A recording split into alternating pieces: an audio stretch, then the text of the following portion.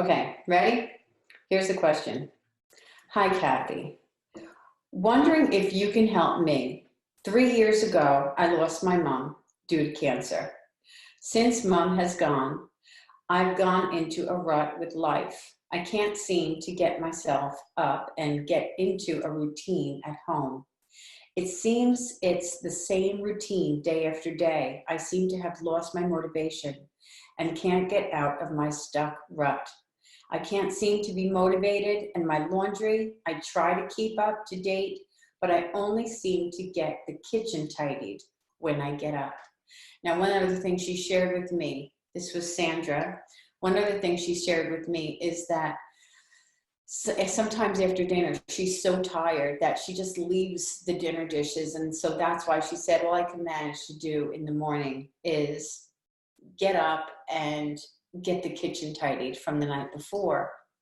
Now, the first thing that we have to realize with this question, and if you are organizationally challenged, right? You're somebody that has always struggled with order since you were a child, right? You noticed it when, probably the first time you noticed it was when you had to have a school project in and you had like 6 weeks to do it. Any kind of long-term project, you noticed that in school, you would do it last minute and then be like crammed and crazed to get it finished. Then later on, as you had to take care of certain things like keep your room clean, keep things in order for any reason. Your desk at school was probably a wreck, right? Now I don't think they have desks where the kids have their stuff in there and it's assigned desk to them anymore. I don't think they do that. But when I grew up, that's what they did. And the desk was always, an embarrassment. And then you grew up and then you went to college, and that became a very difficult situation. The beauty is that us organizationally challenged people, we're so resilient. There's so many really, really wonderful qualities about us that we always come out with flying colors, but it's always with a cost. And we lie to ourselves and say, you know what? I just like to do things under pressure. I work better under pressure. We have to make up a story to make it palatable for us. But the reality is it sucks our life dry. And we don't see all of our gifts. We just see all of our detriments, all of the things that we're not good at, right? So if you are organizationally challenged and you find yourself like always having to tidy up the house, clean up the house before people come over, or even never be able to have people over and never answer the door, always have an excuse why you can't do it at your house, right? If that is who you are, then you're going to relate to this big time. And if it turns out that you are not that person, if you're somebody that was like born on your due date, right? And you are always on time for everything, have your Christmas cards written out ahead of time, mail them out on time, always send out your thank you notes, all of that kind of thing, right? Come on over anytime, you're always got it together. Then this will help you to understand those people in your lives, because if you have children, you definitely have some of these in your lives, that are more right brain than left brain. Organizationally challenged, I call them, okay? If you're more right brained, you're motivated by happy, okay? You're not motivated by this has to get done. Whereas the left brain people, the left brain is all about administrative skills, right? You can break things down into little pieces. You see the grand scheme of things and you're able to break things down. The right side of the brain people, it's all about creativity and color and fun. And if there's something that needs to get done, we're really good at doing something that needs to get done. But there has to be something attached to it. Emotion is kind of important to us to have attached to it. Where on the left side of the brain people, they don't have to feel anything. It doesn't have to look like it needs to get done. It just is scheduled. They don't have to feel like it. They just do it. We can't break things down either. That's one of the reasons we get so overwhelmed, is because we see things in a big clump. We see things as the entire picture. And when you see the entire picture. Do you remember Where's Waldo? Remember that? Remember Where's Waldo? It was like a whole bunch of pictures on a page and you had to find Waldo, right? He was hidden in there. That's what we see when we see a big room that has to get cleaned or a big project that has to get done. When we're forced to, then we can make it happen when we're forced to. But what happens then is that our left brain just kind of gets pulled in because we're forcing it in, and we get it done. And because we're so creative, we get it done with flying colors, right? So here's the thing about being in a state of grieving and having the house a mess. We think, based on how we tick, because we don't know any better, we think everybody thinks this way, right? They don't. We think that the reason we can't get the house together is because of the grieving, our loss, something that's going on in our lives that's detrimental. We think that's why, but it isn't why. The reason is because of how we tick and how we think. If it isn't fun, we don't want to do it. And so we use an excuse for the mess. And now I know that might sound really harsh. Please bear with me, okay? We go over this in the very first session, very beginning portion of my course, Type Tutor University, in the very beginning, because this is something that really has got to be tackled. It's called the no excuse rule. And I want to explain here, okay? I don't want you to seem like I'm harsh or unkind or unfeeling, all right?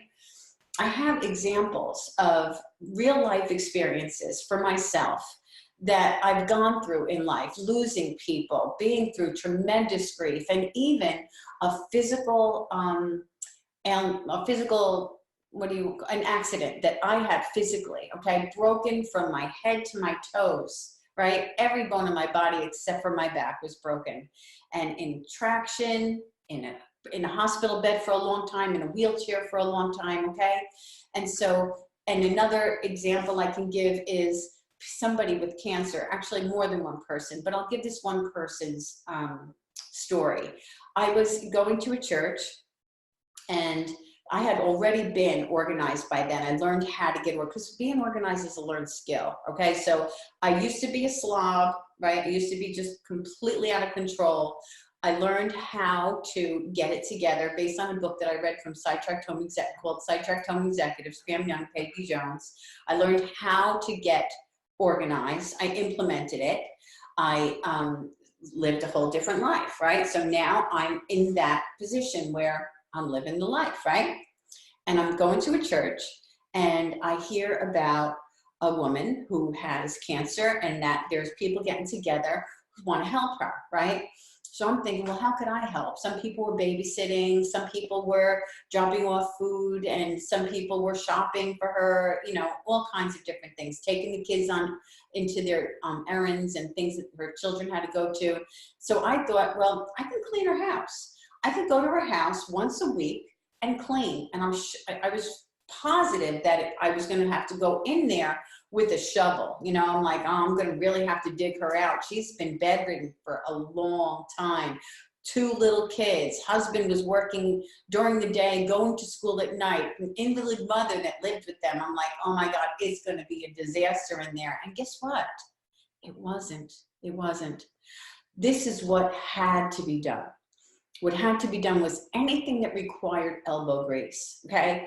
Like scrubbing the tub, cleaning the countertops behind, you know, anything that was like appliances on the countertops, washing the floors, vacuuming, wiping out the sink, okay? Anything that required a lot of energy, that needed to be done. Dusting needed to be done because she was bedridden, like I said. But this is the thing. They had good habits. They had good habits. So when they had a dish and they finished it, they put it in the dishwasher. If they ate a piece of candy and they had the wrapper, they put it in the garbage. If they had a glass of water, they put the glass in the dishwasher or in the sink, not even in the sink, because there were no dishes in the sink.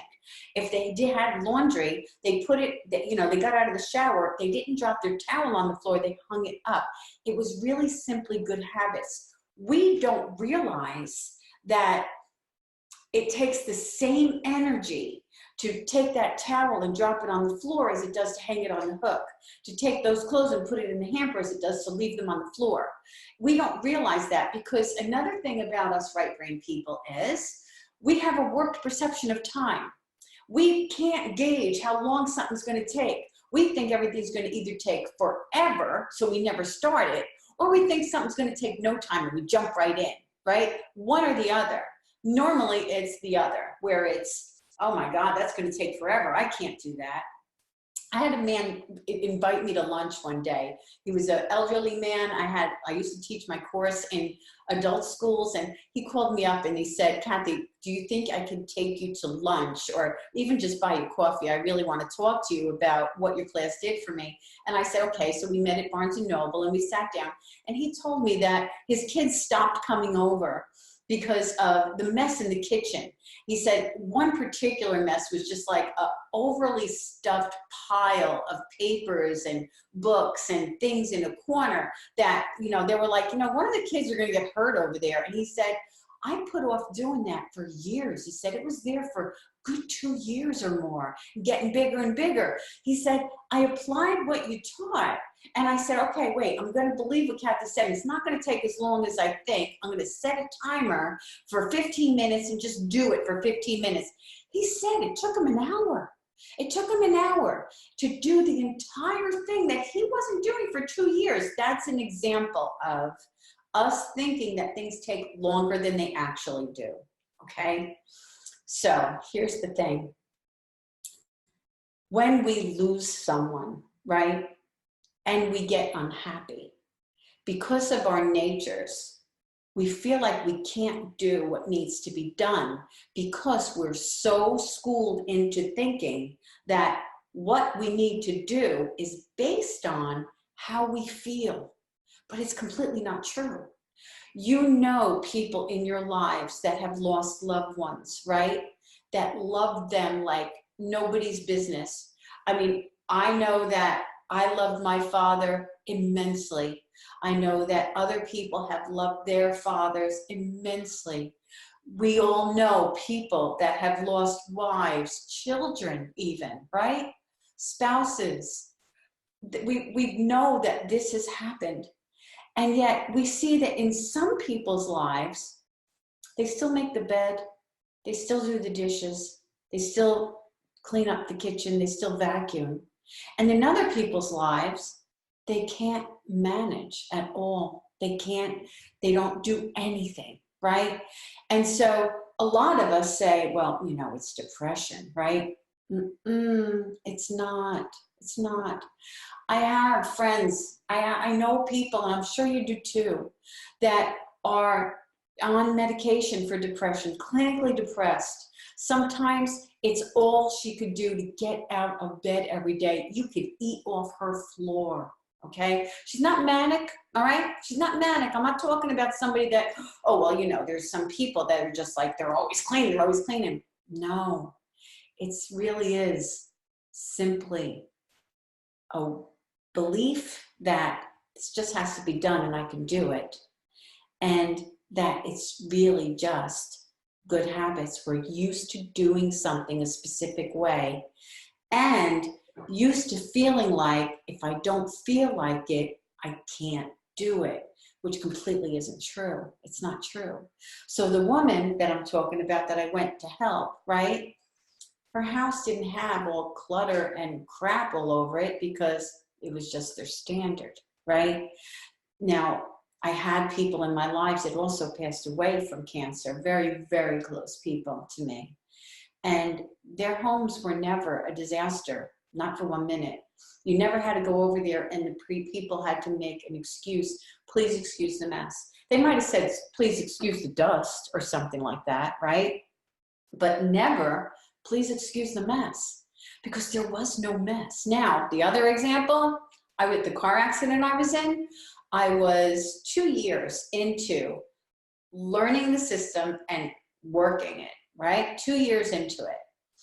And I was in a hospital bed. I was in the hospital for 4 weeks. I broke, like I said, just about every bone in my body other than my back. And so I came home. I had 4 children under 10 years old. I was in a hospital bed in the house for quite a while. When I got out of the hospital bed, I had to walk around on my butt and my hands. An occupational therapist came to teach me how. With my 4 children, my husband had a full-time job, and my mother-in-law and father-in-law, who thankfully came up from Florida to stay at my home with my children so that they could just keep going to school and all of that. And of course, my mother-in-law was there to help out with all of that. First of all, she didn't come immediately. It took some time, right? Second of all, when she did come, she didn't have to pick up anything.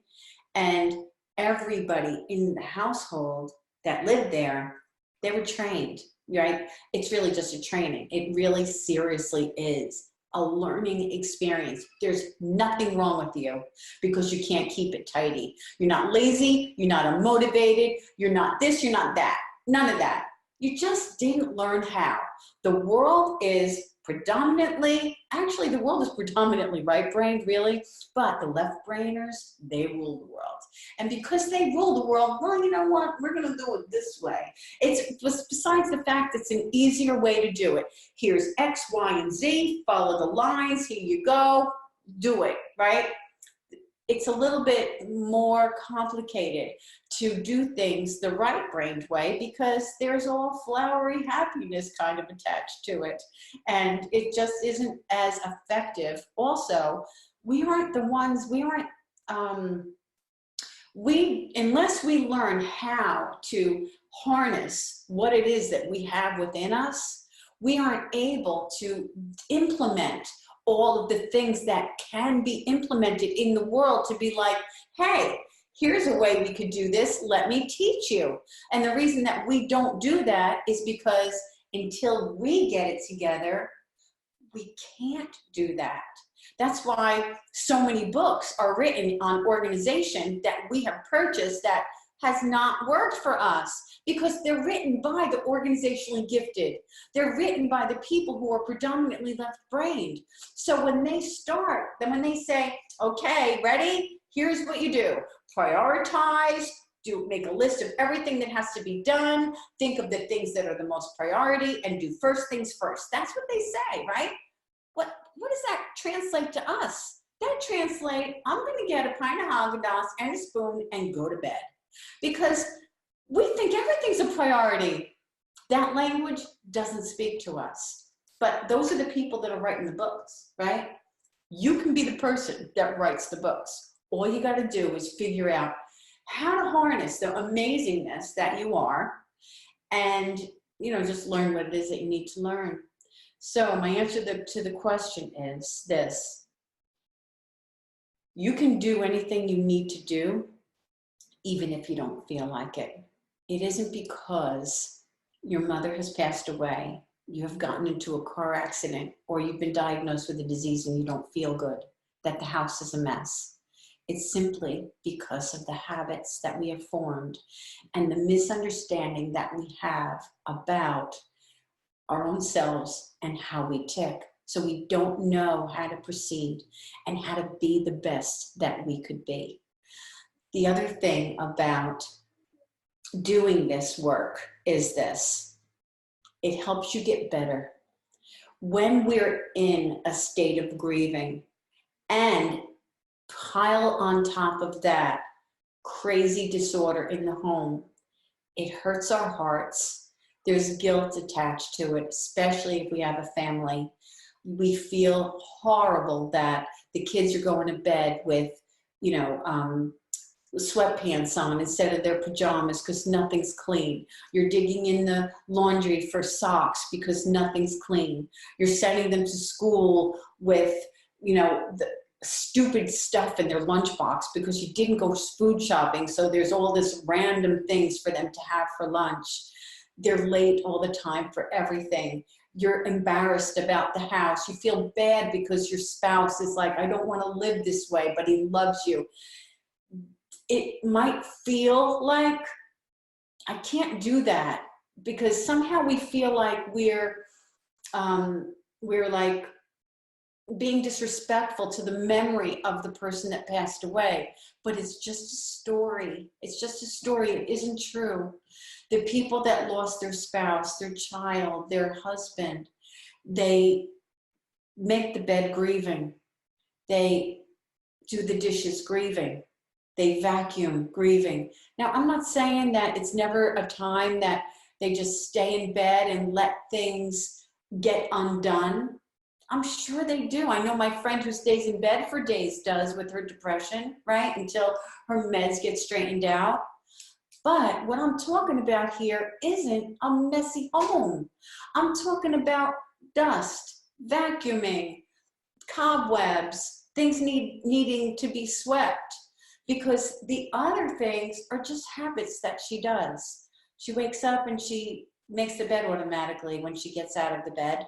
She throws away garbage when it's in her hand. She, does a dish when she's done with the dish. When dinner's over, there's a whole world out there that when dinner's over, they would never, ever consider going to bed without cleaning it up. Never. There's a whole world out there that an entire family would never just get up and leave the table, right? Now, we think that it's normal because it's what we do. So here's the thing, okay? If you've been thinking, I can't finish the dinner dishes. I worked so long today. I had so many hours today. The baby was up all night and I don't feel good, right? If we think that forgetting about doing the dishes and cleaning up after dinner is okay based on the fact that you're tired, right? Of course you're going to feel like I can't do the dishes and clean up after dinner. If your mother passed away, it's a life-altering, horrible, very draining event that happens to everybody in the world, unfortunately. We all lose somebody. It's the way it goes. So if we think that being tired after the end of the day is a good reason to not do the dishes, what's going to happen when we have a devastating event? The entire home is going to be affected. Our entire lives are going to be affected. But it's simply based on what we believe. And it could stop. It could stop. You can still feel the feelings of grief and take care of what you need to take care of at home. And when you do, grieving is alleviated a little bit sooner than it would have before. Other things don't pile on it. Self-care begins to happen, which is so necessary. Go to any grieving group. Go to any grieving group and they're going to tell you, you've got to take care of yourself. You've got to do that. Self-care cannot happen when you can't find your socks, you don't know where your bra is, you have no clean underwear, and you slip when you stand in the tub because it's so yucky on the bottom of it, right? Things don't have to be difficult. They really, really don't. So there's that, okay?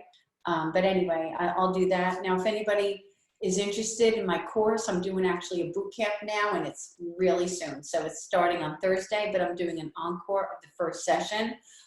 So it'll be 2 times it will meet for the one time, because I know that so many people need the weekends. And my heart is not to make my life easier. My heart is to get you what you want, get you what you need. So we have one on Thursday and one on Sunday. We're going to be doing this for 8 weeks, okay? We're going to meet together. We're going to take my course with coaching from me. This is not something I'm going to have available, again, at this price point right now.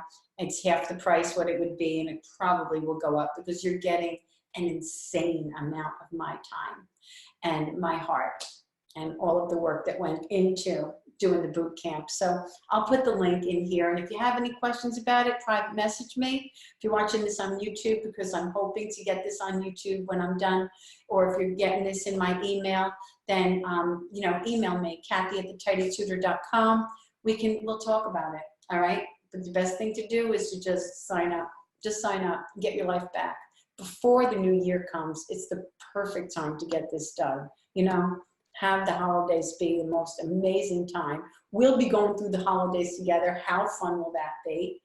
And then also when the new year begins, you got a handle on it. You got a head start. Okay, so Roseanne said, thank you, very helpful. You're welcome. And Sandra said, thank you. Oh, you're welcome, darling girl. You're welcome. Okay, mwah. Bye. You pick up the phone and call Roto-Rooter to make it all work and call the Tidy Tutor. I think that was pretty good, don't you?